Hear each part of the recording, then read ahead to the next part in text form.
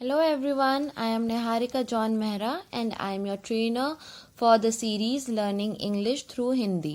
हिंदी के ज़रिए इंग्लिश सीखें इस सीरीज़ की मैं आपकी ट्रेनर हूँ और आप मुझे सभी लेसन्स के लिए इस लिंक पे फॉलो कर सकते हैं। आज से हमने नया कोर्स स्टार्ट किया है विच इज़ अबाउट वर्कशीट्स और आज हम सॉल्व करने वाले हैं हमारा प्रैक्टिस सेट नंबर 1 जो कि सिंपल प्रेजेंट टेंस के ऊपर बेस्ड है। तो अगर आपने अभी तक सिंपल प्रेजेंट टेंस को कवर नहीं किया है हमारे बिगनर्स लेवल वाले कोर्स में, गो थ्रू इट।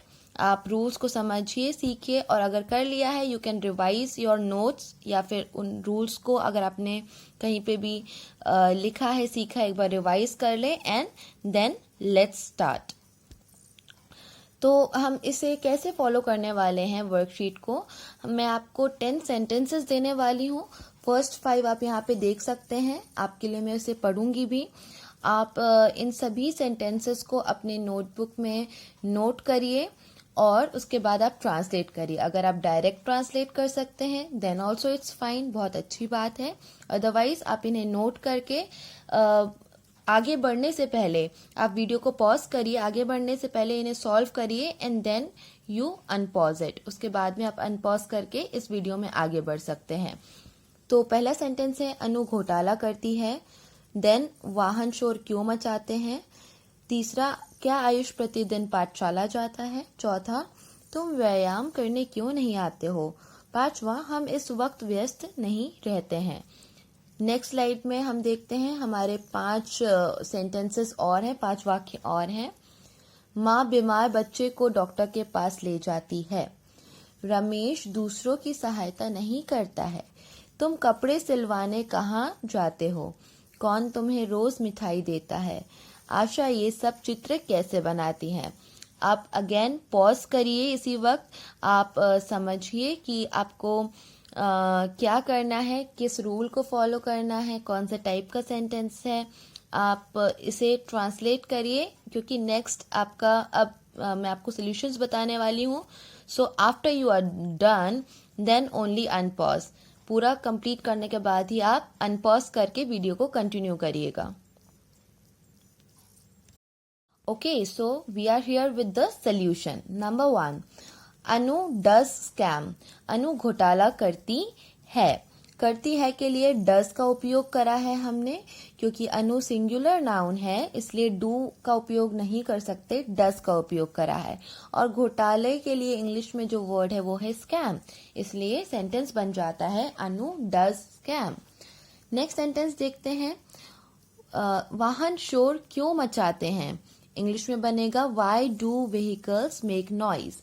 शोर के लिए नॉइज शब्द का उपयोग करा है। शोर मचाना, इसलिए हमने मचाने के लिए मेक शब्द का यूज करा है। जो हमारे वाहन है उसे व्हीकल कहा जाता है। हिंदी के सेंटेंस से पता चलता है कि हम प्लूरल में बात कर रहे हैं, मचाते हैं, इसलिए हमने वाई डू का उपयोग किया है, वाई डस का उपयोग नहीं किया है। सही सेंटेंस है why do vehicles make noise.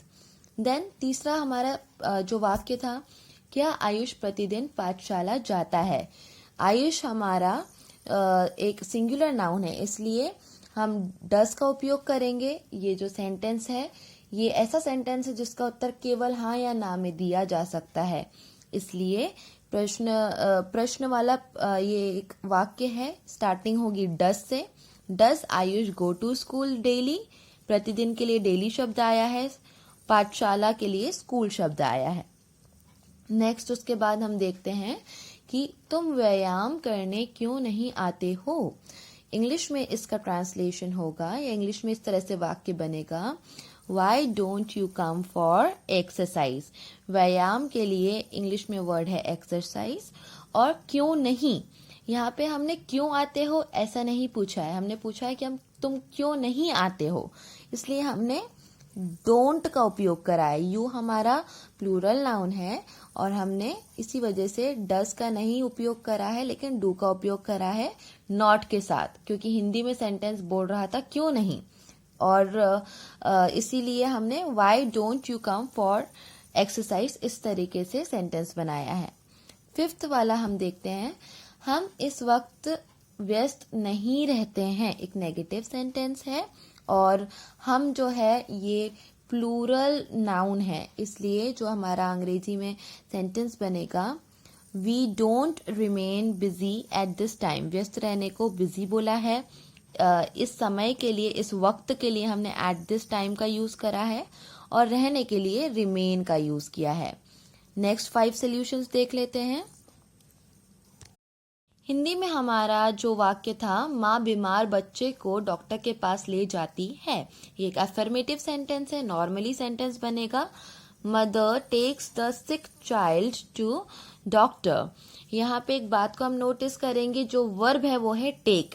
Main वो जो वर्ब का फॉर्म है हमारा, फर्स्ट फॉर्म, वो होता है टेक, लेकिन मदर जो है वो है सिंगुलर नाउन, इसलिए टेक नहीं, टेक्स वाले फॉर्म का यूज होगा, और mother takes the sick child to doctor, इस तरीके से हमारा इंग्लिश में सेंटेंस बनेगा। देन रमेश दूसरों की सहायता नहीं करता है, इंग्लिश में बनेगा, Ramesh does not help others. Ramesh again एक सिंगुलर नाउन है, इसलिए उसके बाद में डू या डज वाले ऑप्शन में से डज यूज होगा, और ये एक नेगेटिव सेंटेंस है, इसलिए उसके बाद में नॉट यूज होगा। Ramesh does not help others, सहायता करना, मदद करना, उसको हम इंग्लिश में हेल्प बोलते हैं। Then we C 8th one, तुम कपड़े सिलवाने कहाँ जाते हो, इंग्लिश में बनेगा, where do you go to get clothes stitched. यहाँ पे आप इस तरह से भी बना सकते हैं सेंटेंस को, where do you go to get your clothes stitched. यहाँ पे हम देख सकते हैं कहाँ के लिए वेयर का उपयोग हुआ है, जाने के लिए गो वाले वर्ब का उपयोग हुआ है। वेयर डू यू गो, तुम कहाँ जाते हो, और जो हमारा कपड़े सिलवाना, क्योंकि कपड़े किसी के द्वारा सिलवाए जा रहे हैं, इसलिए हमने टू गेट का उपयोग किया, जो कि जेरेंड है हमारा।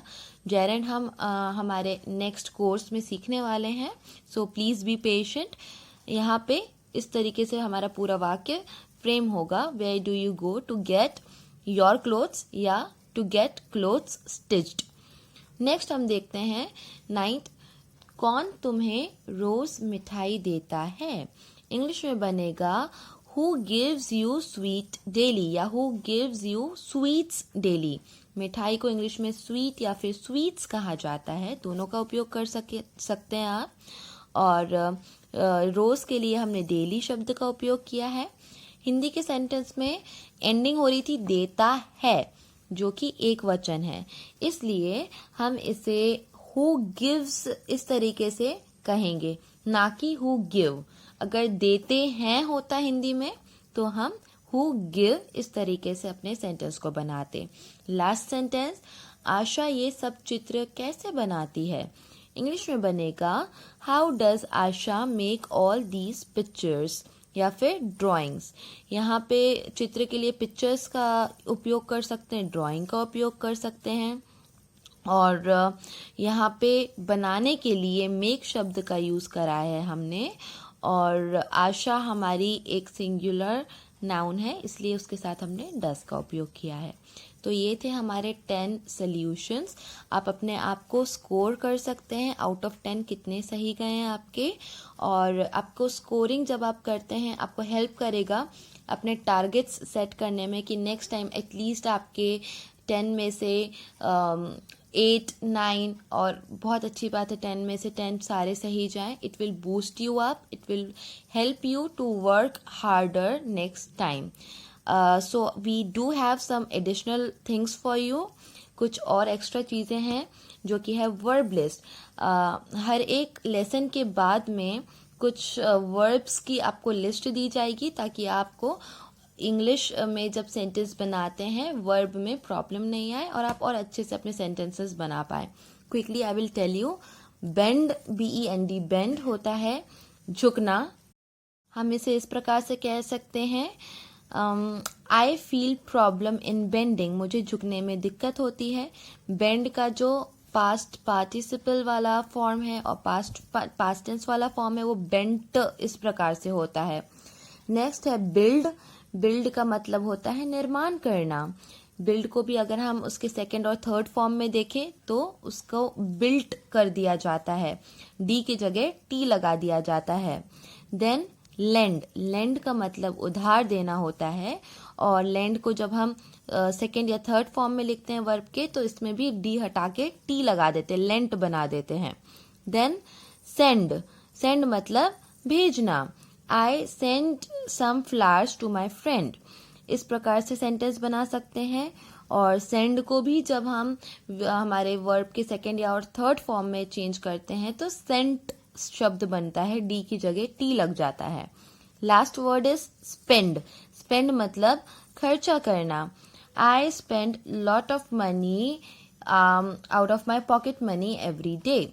इस तरीके से हम स्पेंड से सेंटेंस बना सकते हैं। और अगर हम इसे वर्ब का सेकंड फॉर्म या थर्ड फॉर्म में यूज करना चाहें तो स्पेंट शब्द बनेगा, अगेन डी की जगह टी लगा के हम इसे यूज करेंगे। So that was it for today. Thank you everybody. Don't forget that practice makes you perfect. And also don't forget to rate, review and recommend. Thank you so much.